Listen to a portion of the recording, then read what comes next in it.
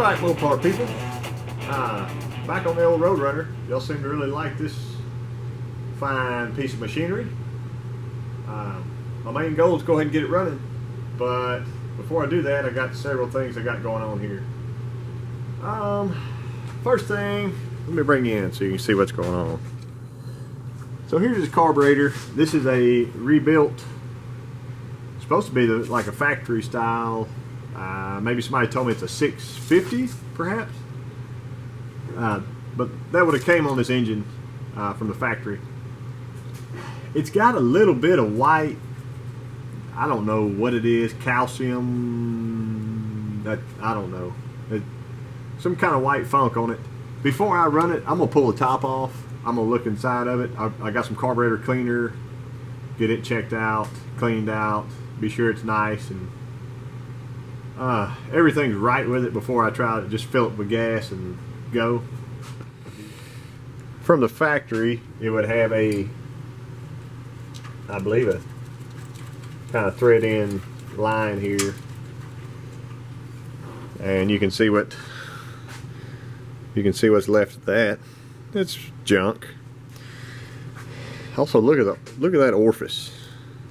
That is like quarter inch or something. It's very small. I'd be surprised if it was bigger than a quarter inch. I may rob a piece off a newer carburetor and throw in there. They don't even have the little gasket that goes on. Missing that. We still got some wires I need to get hooked up correctly. I mentioned this before in another video. See that blue box right there?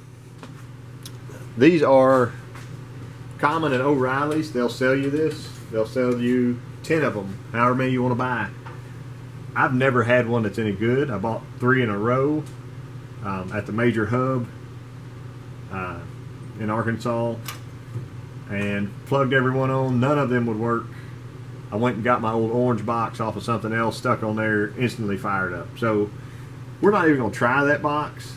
We're going to keep our harness, but I'll show you what I got here for him.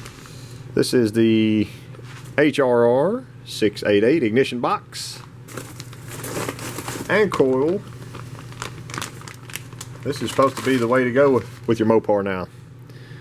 So 4secondsflat.com. You can actually set your rev limiter on it. It'll go in place of that box, mount up the same. It'll look a little cooler. Also got their coil that comes with it. This is the only coil they recommend with it, is the Pertronix flamethrower. So I'll get it thrown on.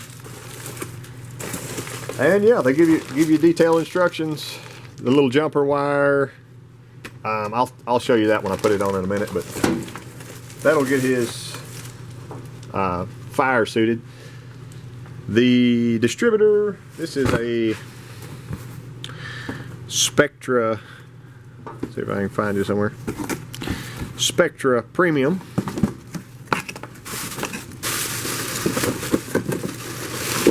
I've never dealt with that. I mean, I've heard of the company. I've never bought a distributor from them, but it looks just like the standard 2-wire plug, so maybe it'll be good. I'll probably curve this before it goes in, just because the majority of the time they have the springs in them are way tight. So I'll get that stuck in, get it timed before. A little bit about this engine. It has not ran since it was ever built, obviously, and it was built in it's been about 15 months ago since this motor was built. I'm going to go ahead and pull the valve covers. I want to see what the rockers look like. I want to be sure there's nothing funny going on. All the push rods are on. All that looks good. I'll probably mix up my favorite Lucas oil mix and just douse those down. I can bring it in there. It's got the factory oil sending unit in the back. I'm going to unscrew that and put a manual gauge on there so I can actually see if the motor, if and when the motor gets oil pressure. I'd like to know. And if it doesn't have oil pressure, I'd also like to know that. I'm not sure how many people nowadays still run that factory sending unit and start their motors with it, but I won't be the dummy inside looking at the light. I'll actually know what's going on. Wires and such, they should be pretty straightforward. Got to get those hooked up. He's got the classic auto air on here, but I don't think it's charged yet. I haven't checked the trans fluid. Motor does not have any oil in it. I'll show you what oil I got. If y'all ever seen my channel, I like this stuff pretty well. This is the Motorcraft. I know it says Ford on it, but it is diesel motor oil. Contains more than 1,000 ppm of phosphorus for better wear protection. So I'll go 5 quarts of that. Also, I've got the initial break-in. Where's it at? Some Lanati engine break-in additive. Get it going. I got a new filter. So it has a filter on there, and I'll run that filter that's on there. But after the initial break-in, after that 30-minute period of running, comp cams and most manufacturers flat tap it, say drain the oil, put a new oil and filter on it. So after I drain it, I'll have 5 more quarts to go in. And when I go back, when I do that, I'll go with the Lucas TB Zinc Plus. So that'll go in after the break-in oil does. I got some random brake cleaner and such. A little Marvel mystery oil. And I actually have a, where's it at? This is just a squirt can. I'm gonna fill that full of Marvel and shoot some on top of those pistons. Turn it over by hand. That's all the plugs are in it right now. It's got Champion plugs. I don't like Champion plugs. I've actually had bad luck with Champion plugs. A lot of people say, Champion, that's supposed to be in a Dodge. Well, I don't like them, but we like NGK V-Powers. But I'm going to try to get him broke in with the Champions on, see if that works out. That's what he bought. But I'll get those out. I'll shoot my oil in those holes. I'll show you all that stuff when it happens. And go from there, you know, kind of let it set overnight. Be sure it turns freely. I've debated on pulling the intake also and looking down in the valley pan. If I can get an eye on the lifters, see if there's any camshaft additive, whatever you call it, to break in the lifters. If I can see that on there still, I'll probably leave it alone. If it looks bare and bone dry, I'm gonna pull that intake and coat it the best I can with some break-in additive. Y'all saw in the last video, I'm not doing much underneath here video wise. I've got my trans mount tightened up and I've redone my U-joints, or my rear U-joint. Basically ran a tap through those threads, pulled those bolts, added the correct small lock washers, put it all back in, tapped it together real nicely. It's all good. The only other thing I've got to do underneath is run the new fuel lines, and he's got some stainless lines, I believe. See the pretty lines that are glowing right there? And he just brought me the old lines also, so I can kind of look at those. But got to put the new lines on. I've got the correct clips for those. There we are. 71 to 74 B-body 3/8 with return line clip set. I think that set was probably 20 bucks or 25. Alright, so I've got the new line ran right through here and down and under. I had to basically extend it an extra 4 or 5 feet backwards to go through the torsion bar cross member. Not a big deal. And now, since there's like many holes in this frame, like there's one there, all these, there, I'm gonna actually I've got the old line here. And I'm just going to look, example, find it. Right there. Hopefully you can see that. There's kind of a bare spot. There used to be a clip there. So I'm going to go ahead and throw my clip there. That's at the center of this. And that'll be that. And throw it up and leave it loose. And that way, forward and back adjustment. And then I'll just follow my way down the line, get those stuck in. So, all right, to review real quickly, this engine actually ran in the car before, and they left the one of the oil galley plugs out or something in the front of the engine, and it instantly ate the camshaft up. So now that the engine's back in, it's been totally rebuilt. I went ahead and pulled the spark plugs because I've got my Marvel Mystery Oil and my squirt can.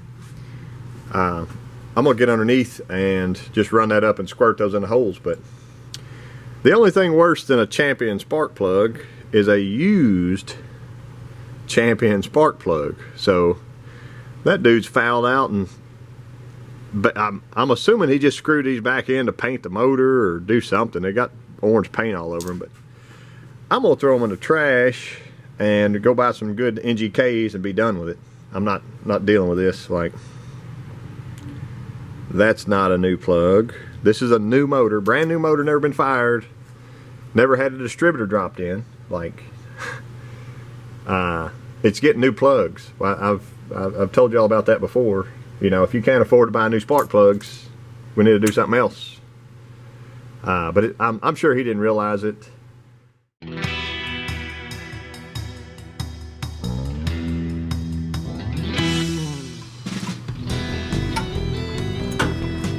Really easy.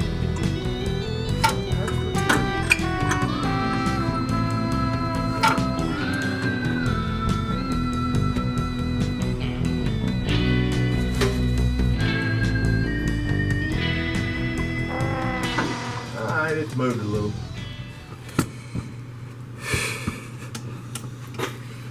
I'm gonna let that set overnight and come back tomorrow. Maybe we get to run this thing tomorrow. Drew may come by. We'll see. So I went ahead and pulled, they had some rag stuff down in the distributor hole. If y'all remember my Christmas video, this was that awesome headlight that I got. And I want you to look down, see if I can get my zoom in.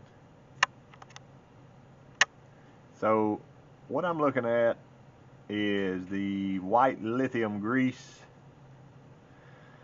on a lifter and some on a cam. I don't really trust that to break in a flat tabbet cam. I know the machinist does. I also can see, hopefully y'all can see that, there's flakes of orange paint all over that lifter. And I'm certain the lifters have to be dry. I'm gonna go ahead and pull these valve covers, and I'm gonna pull the carb. I know I wanted the carb off. I'm gonna go through the carb just quickly, look in there, be sure it's clean, nice, neat. I'll wash it out with carb cleaner. I'm gonna pull the intake after I vacuum off the intake. See all that little funk and stuff there that's settled. I'm going to pull the valve covers so I can pull the rocker arms and pull the lifters, or pull the push rods, pull the lifters. I'm going to soak the lifters after I examine each one of them. And a little bit of my most favorite, the Isky Rev Lube XP 2000. So I'm going to coat the bottom of all those lifters just like I was building this motor. You know, if it had been built and instantly fired and all that was good, I'd been okay with it, but I don't want to take the chance. And I know he would be upset, highly upset, if the engine runs for 5 minutes and eats the cam up. So let's get to work. What do you say?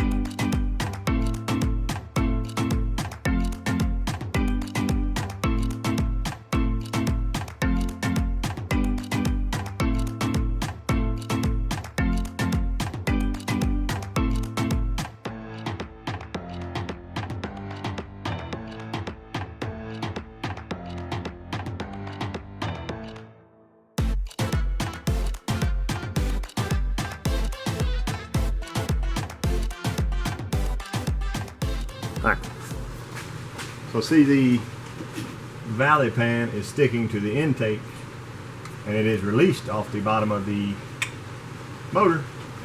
I'm going to take this very fine scraper here and get in between there.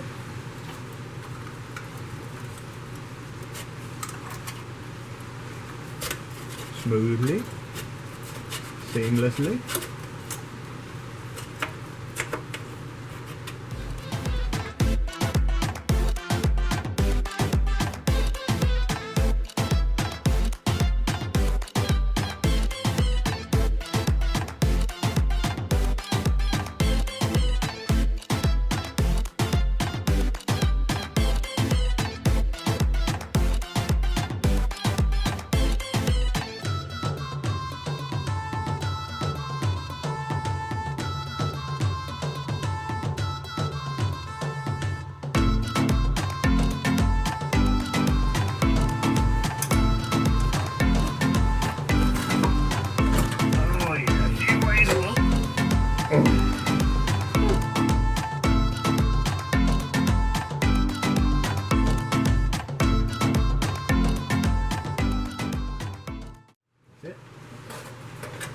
Right up off of there. And voila. So hopefully you can see some of that. The old white lithium. It's on there. But I can definitely see some of the lobes are kind of dry from sitting so long. See how dry my finger is there? I don't like it. When I pull those out, I'm gonna wipe those lifters and wipe all the. I could have dropped some of that orange paint, but I believe a lot of that was not me. Must happen some other time. Not an issue, no biggie. I'm gonna go ahead and pull the valve covers and get back with you. Y'all know what valve covers look like being pulled off, right? All right, valve covers are off. I wanted to kind of get y'all in here close so you can see. They all look pretty good. I went ahead and vacuumed. Just got my vacuum cleaner in here. Still see a little bit of paint and such, but for the most part, the inside of the motor is pretty clean. These are, if I can get you around the corner, 915 heads, so that's really nice. But yeah, these are all so dry. Push rods spin nicely. I'm gonna go ahead and pull the rocker shafts and push rods. Then I can get my lifters out and start wiping. Inspect them all. Be sure there's nothing funny going on with them. But real quick, I pulled out one push rod and wiped it, and that's the rusty buildup that is on one push rod. So multiply that times 16 and let that roll through your motor. And let me know how you feel, you know.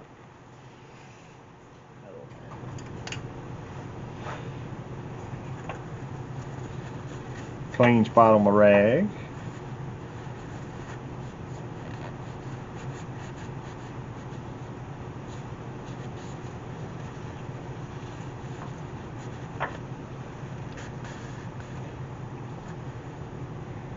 Number 2. Yeah, it's pretty nasty. Alright, just a quick update. I got all this cleaned up. Vacuumed again. I even used some compressed air and blew out all the valves and the little, you know, just this area. These areas here. That's clean as a whistle. The valley's clean and nice. Scraped all my gaskets, vacuumed, blew out everything once again. Up here's ready to stick back together. I got my lifters soaking. They've been soaking about 3 hours now. I cleaned up my valley pan really well around the ports. That EGR hole doesn't really matter. Front and back of those, where it mounts. This will be its second time. I mean, the motor never ran with it on there, so I think it's going to be fine. I've seen them reused before. flipped the intake over, cleaned it, and I'm gonna run and buy a tube of orange RTV or red, whatever you call it. It'll kind of match better and be high heat. And when I get back, I can put this thing back together. So I'm sure most of y'all have seen me put lifters in before. I was going to do a few of them and just kind of show you my process. These have been soaking about 8 hours, so I'm going to go ahead and throw them in. Before I put them in, I like to have my little rag here. I'll pull a lifter. I'll wipe the bottom, kind of get it dry. It doesn't have to be totally dry, but drier is better, more dry. Then I'll take my Rev Lube, hopefully you can see that.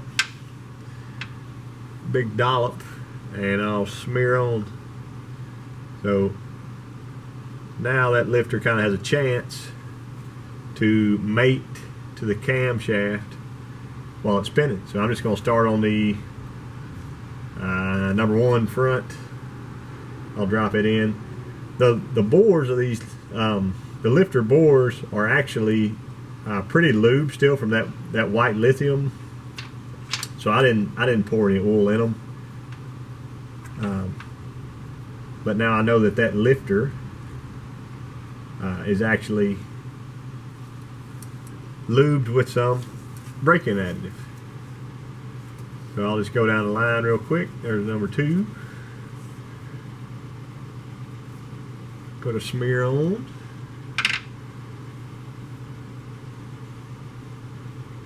Not going to hurt a thing to have a lot of extra.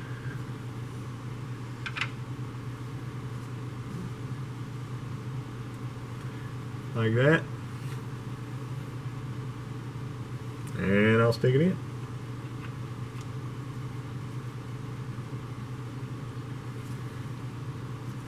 Just keep on trucking like that.